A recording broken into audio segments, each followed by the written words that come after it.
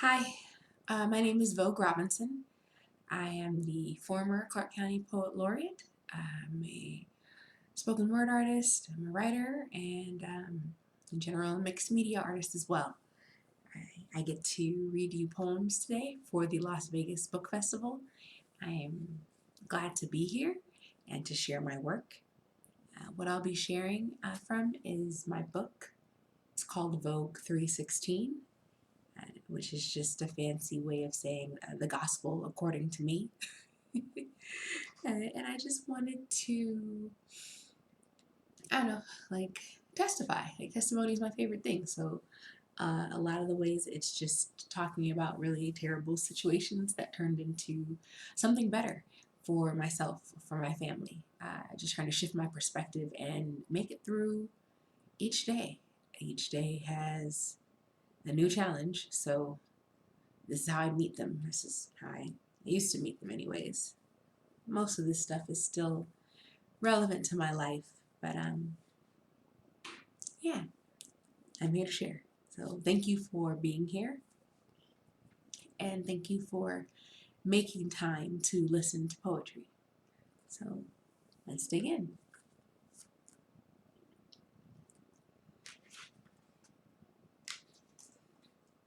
This is the first poem in my book.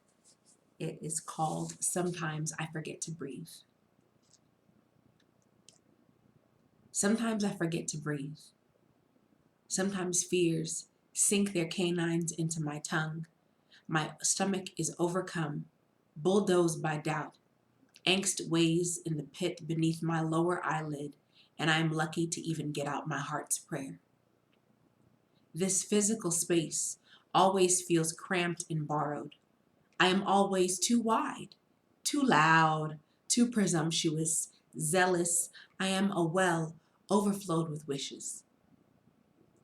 When the person I love most showed me the sonogram that would end our relationship, I cried joy for his happiness, not the loss of our future. I have picked up burning hot skillets with bare hands and focused only on transferring food to plate. I taught myself how to stifle coughs so people would never notice me choking. I tend to concern myself with invisibility, to stop breathing so loudly, to order the least expensive item on the menu, to enter rooms in silence and sneak into a modest corner. In my 26 years worth of infinite wisdom, I became a professional at telling myself and God what I don't deserve. God provides blessings, I play hard to give. This life, this behavior, I'm glad God is persistent. I have to remember, I have done what others wouldn't. I have shared worlds within 5-minute moments. Others may not understand why I give so much, but it is always worth it. I have to tell myself, carry on, sister girl, carry on.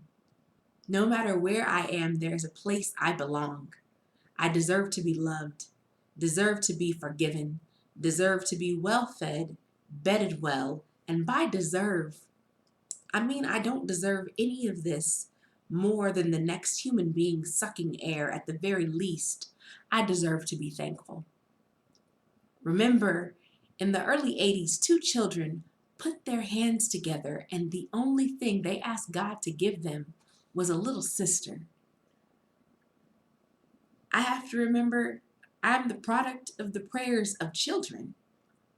I am enough. I am here on purpose. And the reason this physical space always feels cramped and borrowed is because the only place I've ever belonged is in the heart of an earnest prayer. And that's that poem. Yeah. And I wrote that piece after a really rough night, a rough dress rehearsal. And I don't know, I knew we were going to get through it because our only issue was blocking. It wasn't whether or not the actors remembered their lines or whether or not they were emoting. Like, the most important part of the show was fine. And so it was like, we're going to be all right. And I knew I was going to be all right. And that the time I had spent working with my cast, those months of just, I don't know, an adventure, and it was worth it. And of course it was. We sold out numerous times. Like I think we did it 3 times and it was sold out at least twice. And yeah, I'm still connected to those women that were a part of that show. So I'm grateful. This poem is called The Mission, and it's kind of the why I write poem, if you will. I write to clear out the cobwebs that cover the fragile surfaces of my mind. I write for clear blue skies and sunshine on a cloudy day.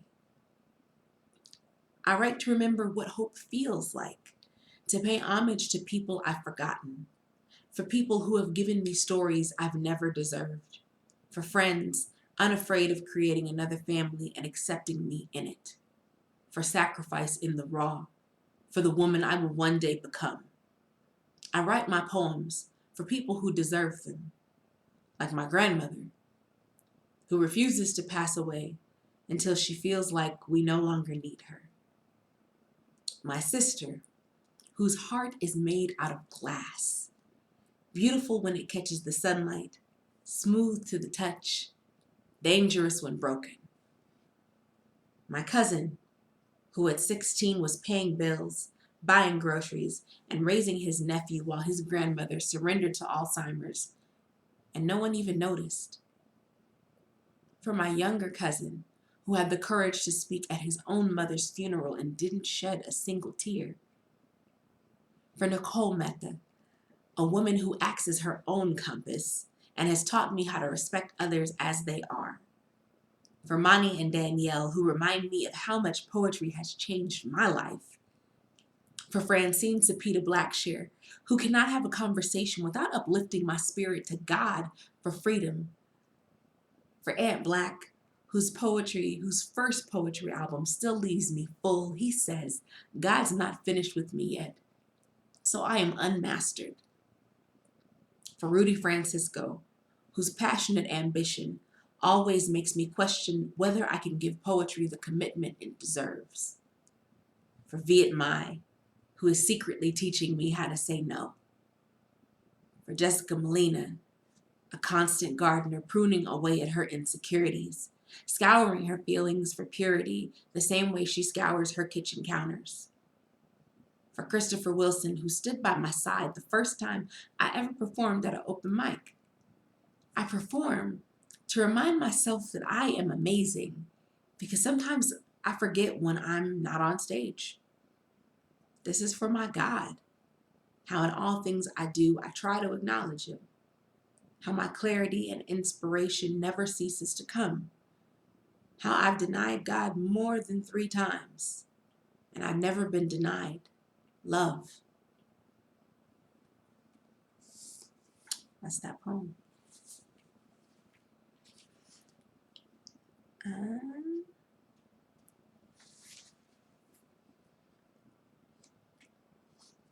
Yeah, that's a fun piece. I don't think I've ever read this book front to back in public before. So, I know why I put what poem where and comedic relief. And it's funny now to look at it and be like, oh, Vogue, you put that there because you was like, girl, we need some laughs. So, let's do that. Let's just maybe go in order. This is the Sometimes I Comb My Hair poem. And I'm going to sip water because this is a real show, y'all.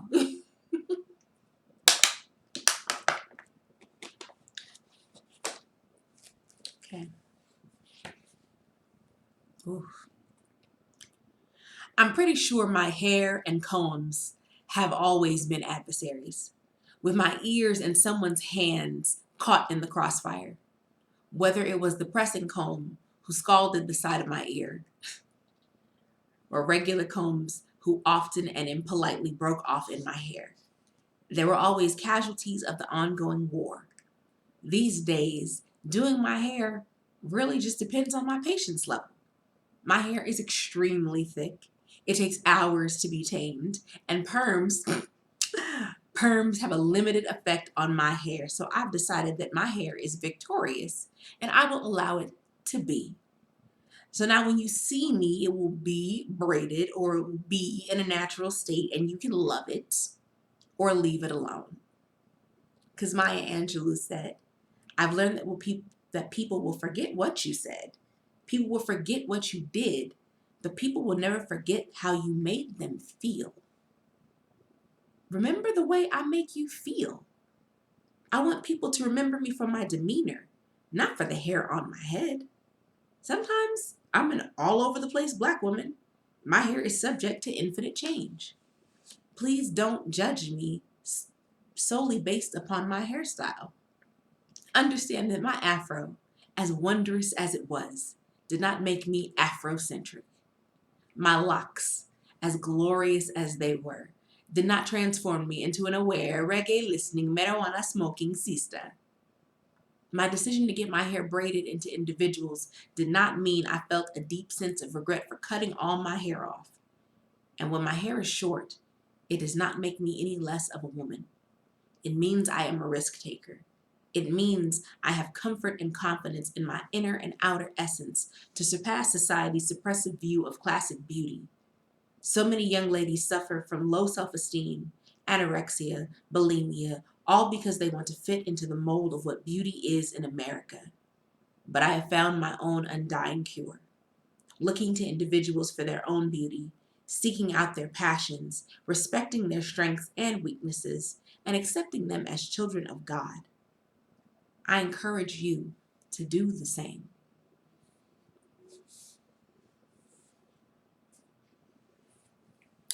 That's that poem.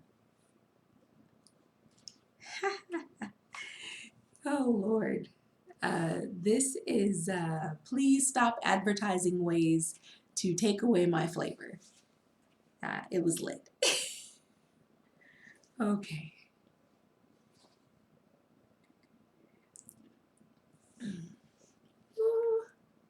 There are billboards clouding San Diego skylines, like smog pollutes Los Angeles. They read, diets don't work. The lap band does. 1-800-GET-THIN. My initial reaction, screw you, mass media. If I am subjected to another disgusting photo solely focused on increasing the visibility of the female pelvic bone through the pages of magazines, online networking sites, my own email account, or a 14 by 48-foot billboard, one more time I'm going to scream. I don't want to fit into your skinny jeans. It's bad enough the jeans that fit my body don't fit into my budget. I have to take what I can get. So no. I don't want to go on the Oprah, acai berries, no bananas, celebrity fit club. I can't believe she just had a baby and still looks that good. Diet. I don't want to lose 400,000 pounds in 7 minutes while the moon is full and the vultures are circling. That don't sound safe.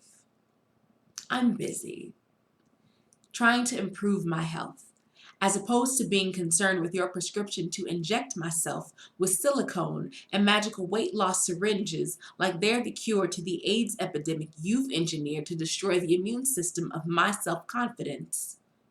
I will eat an apple a day and hope it keeps your BS away. I prefer to have my supple C's, arms which give a bit of extra wave so people will know how much I'll miss them. I like my midsection, hips widespread to mimic the shape of a pear and made to ease the birth of my future.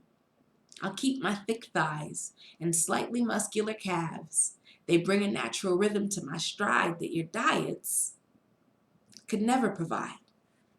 So from now on, I think you should start giving me a closer look because I am simply delicious. That's that poem.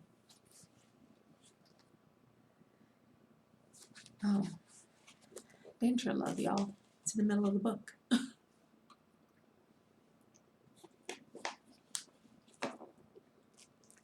It's funny to be a performer and to be a writer because I don't think I've ever performed something verbatim exactly the same way twice.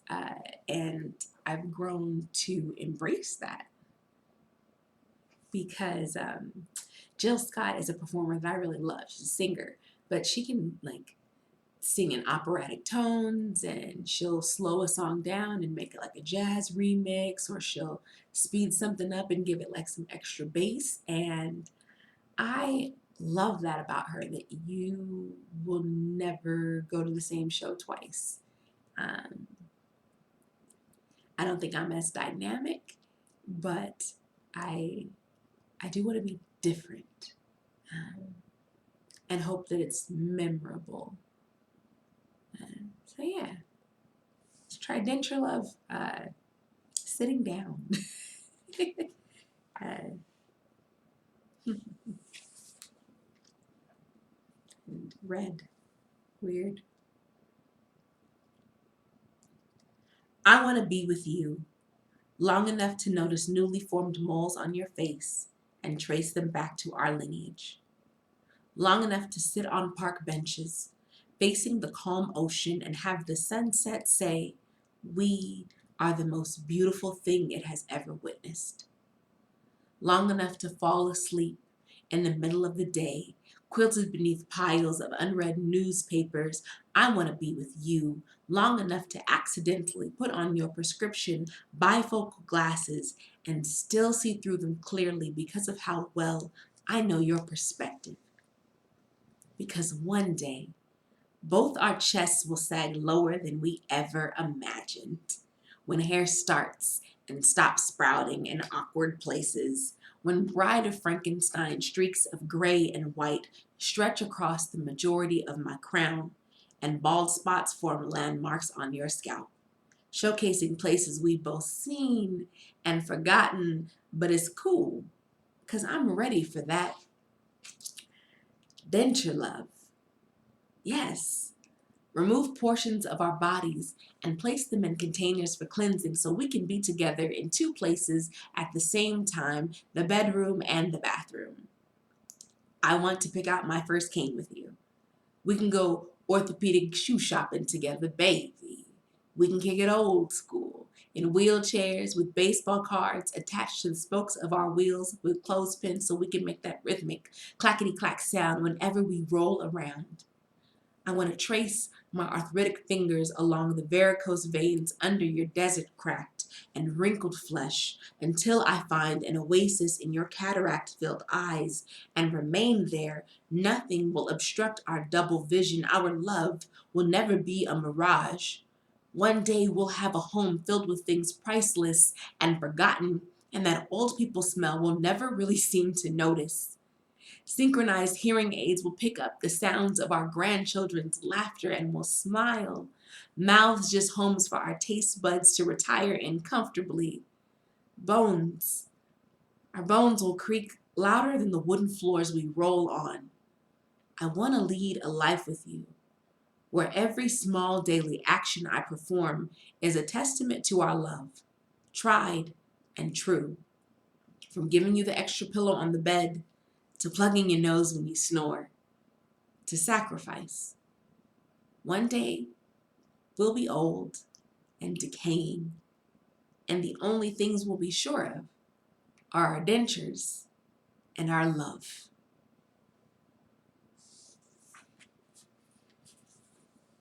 That's that poem. I still love it. Sometimes people retire poems, and I think about that. Like, will there be a poem I'm tired of? But years ago, someone told me, like, Prince gets tired of doing Purple Rain, and When Doves Cry, and Prince still will go out there and do a show, will turn up. And this was prior to him passing. But that idea that, your hits, the things that people love, um, like they don't have to be retired. They can just continue to live if you allow them to. They still do good things for some folks. So, I don't know. You should do it till you're tired of it, but if somebody came all the way from Milwaukee from Maine, from wherever, to see you do this one song, this one poem. It's kind of cool if you do it. That's love.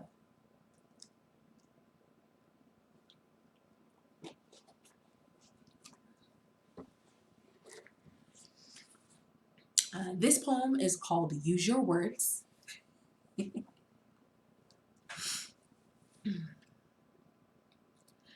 Most of us begin our lives full of tears and screams. We are confused. We are in pain from doctors smacking our behinds. We are pissed that someone has smushed our bodies through a narrow passageway out of the warm, nurturing, amniotic fluid and into a place where our lungs must now expand. We inhale. We cry. The first time I babysat a newborn, I tried not to interact with her. Babies make me uncomfortable because they don't use words. This child, London, was sensitive to my movements and mood. She wanted me to smile, wanted me to give kisses and hugs, and she quickly cleared the room of its awkward silence. Babies have no problem expressing their needs, nor their discontent. Over time, we stop coddling our children and force them to use their words. But crying is our purest form of communication before we befuddle meaning and convolute life with euphemisms. How did it transform into a sign of weakness? It's like we've forgotten what crying is for.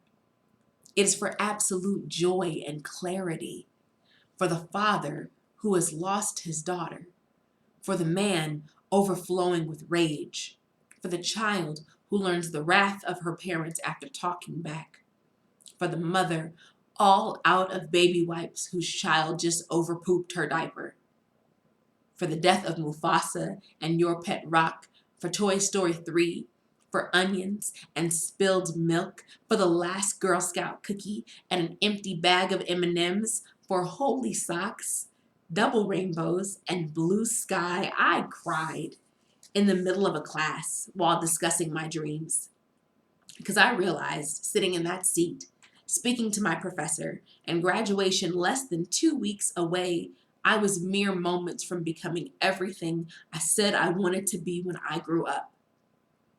I always cry the purest tears at the sight of women in bridal gowns. Somewhere in the depth of my essence, I always feel hope. Maybe her marriage will last. Maybe they mean it.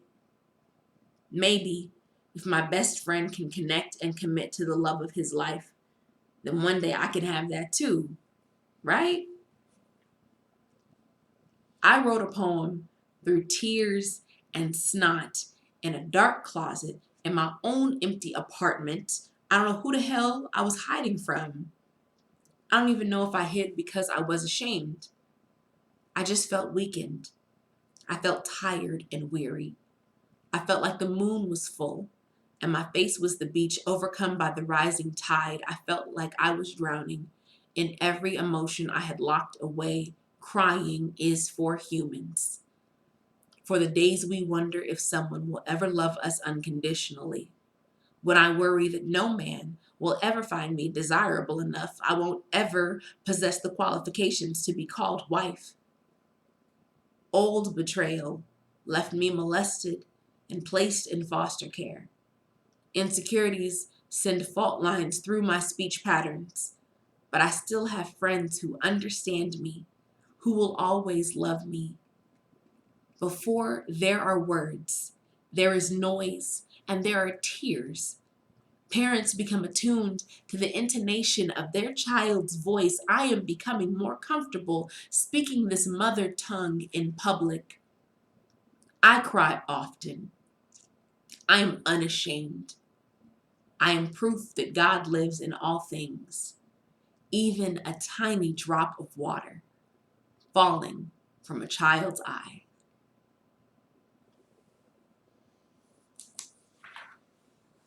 That's that poem. Yeah. I haven't read very much during the pandemic. I think twice, and in the context of class. Like I was teaching a class, and so I was providing an example for students, and I was taking a class, and so I was reading to my classmates. Um, I don't know. These 7 months have kind of made me step outside of my norm and do things differently and paint, of all things. But the larger piece is by Fawn Douglas. So this is And the Children Will Lead Them. And so that is Fawn's piece, the largest piece up there. But all the tinier pieces, those are mine, my babies. And yeah, that's what I can do with my time right now. My energy and my focus is difficult, and I need to do something that I don't have as many expectations of myself for, and I have to do something that um, feels more like play. Writing is no longer play. Uh, it's work. It's good work, but it is work, and editing is work, and formatting books is work. So I gotta play. I gotta play, and right now I'm doing that with pigment and acrylic paint, and I'm grateful. So, anyways, this poem is called For Aaron, parentheses 16, and it was written for my friend's daughter who was turning 16. He asked me to write her a poem with my wisdom, which we know. I was like 21, maybe 22 at the time, and did not feel wise about anything.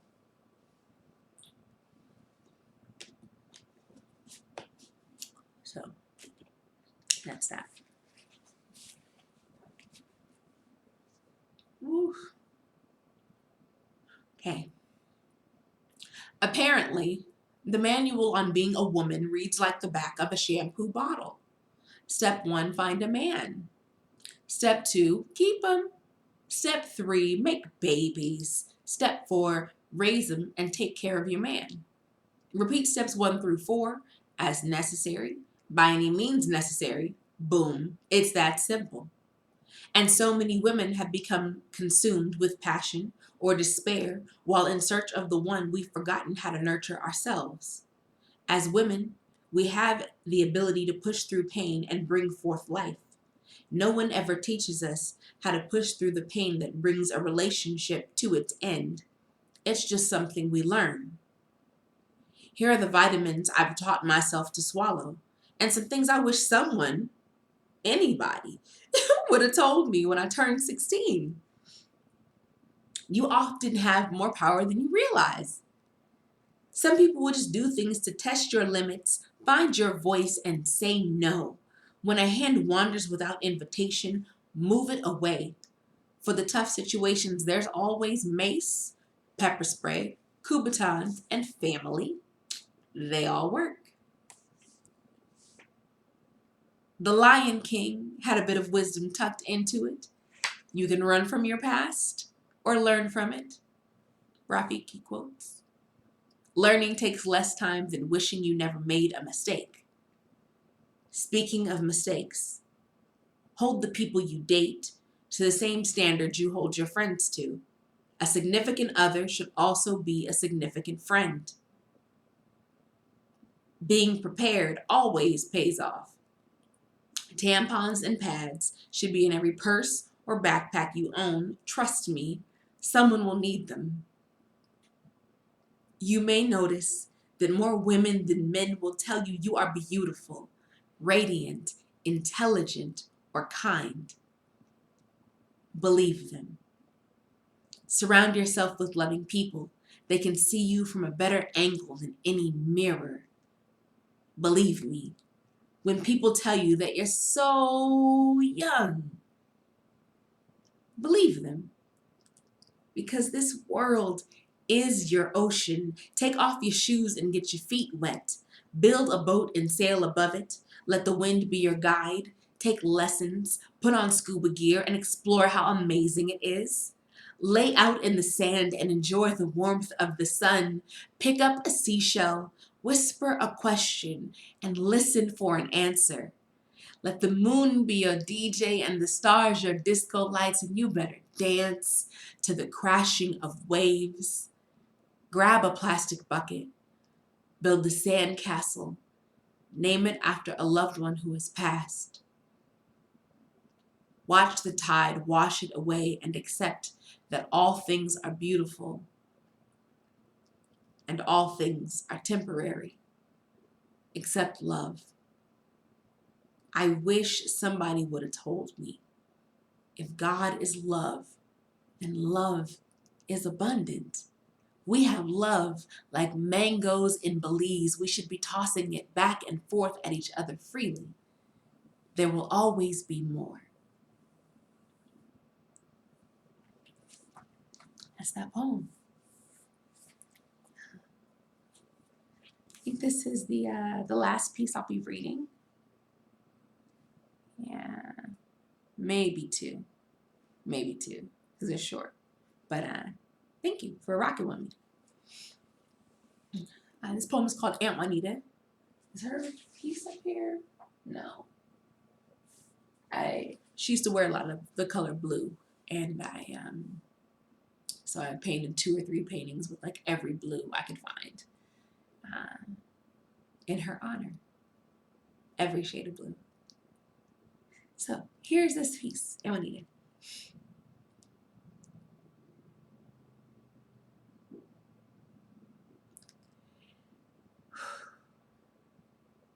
I wanted you louder, younger, more of a confidant, but you stuck to being yourself. A stark example of how God has always wanted me to accept others as they are and see their value, like you did. You were patient. You had to be, because you'd sit outside and listen to my grandma talk for hours. Your silence was the highlight of her day. She is notorious. My grandma picks, prunes, delegates, criticizes, while you mastered the complexity of simple. My grandma always taught me to respect the power of words. Lately, they are all that I have. At 25, I finally learned that volumes more have been written in silence than in the number of journals I've used as sounding boards. I finally learned how to listen with my eyes. Aunt Juanita, I'm sorry. I took your silence as a signal you had nothing to say. When you spoke in so many ways, crisscross crochet needles to your own rhythm, spoke in pastels, oil paints, and canvas, in rocking chair sways, and whispers between my cousins, laughing at inside jokes, forming bonds with them I'll never understand. You spoke in American Sign Language, making sure your daughter never felt alone or neglected, then taught her how to speak for herself. You were beautiful. Your voice was softer, like bristles on the end of a paintbrush. Wind could have found freedom in your wavy tresses, but you kept them wound into a bun, bundled your curves beneath homemade sweaters. Maybe you hid to save my grandma the pain, to quiet her comparisons. I think you were her angel. Instead of being the younger sister, always cast in her shadow, you were her guardian, never too far behind her steps. In the end, she says you spoke with the squeeze of her hand and the fall of a single tear. I think you cried because you knew how much your big sister has always needed you. That's that poem. And that is my time. Yeah. 22 pages in of a 60-page book. 60? 66 pages? I don't know. 55. It's a 55-page book. Thanks for rocking with me. And yeah, hold on to the folks you love.